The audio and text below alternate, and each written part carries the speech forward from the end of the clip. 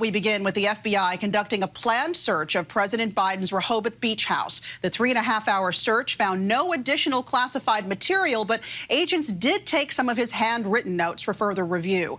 White House correspondent Mary Alice Parks joins me live now, along with ABC News contributor and former FBI agent Brad Garrett for more. Mary Alice, I'll start with you. What do we know about this search, and how is the White House responding? Yeah, we know this search lasted about 3.5 hours, so quite a lot shorter than the search of the president's Wilmington residence. That search lasted over 12 hours. The White House says all of this is a part of they're cooperating in the Department of Justice investigation and being transparent about these searches taking place. Of course, not transparent about them taking place ahead of time.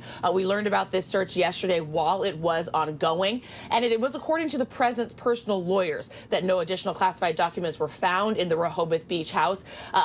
We haven't heard yet from the Department of Justice corroborating that. But it's interesting that they did, like you say, take some handwritten notes of the president's. The president's lawyer said that those notes were likely from his time as vice president. I suspect that the Department of Justice is going to look into whether any of those notes could contain classified information or information about other documents. What we still don't know yet is what exactly were in any of the documents found at the other locations. Alexis. And Brad, how does the FBI go about planning and then executing a search like this, and how significant is President Biden's cooperation here?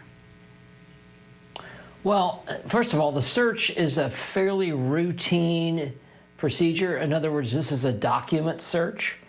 So that would include obviously going to every logical place, in this particular example, at the president's beach house at Rehoboth Beach, room to room.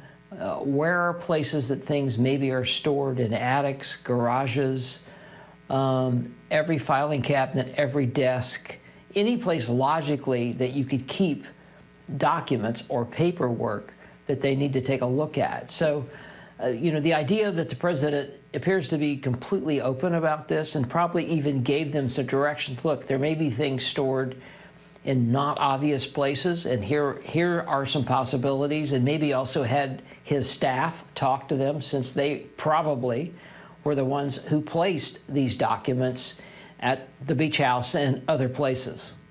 And Brad, why would agents take some of Biden's handwritten notes? What would they be reviewing or looking for there? So presidents and other people in positions like that take notes when they read things, or conversations. Let's say, hypothetically, a conversation he had with one of his cabinet members about a secret operation or a piece of information, that those notes also have to go to the National Archives. Now, my guess is it's probably an oversight, just because if you sort of know the frenzied nature of when people leave the presidency or the vice presidency, how quickly they have to move, and stuff gets tossed in boxes, that's not an excuse, but I think it's probably the reality. All right, outside these classified documents, Mary Alice, we know that President Biden met with Speaker Kevin McCarthy.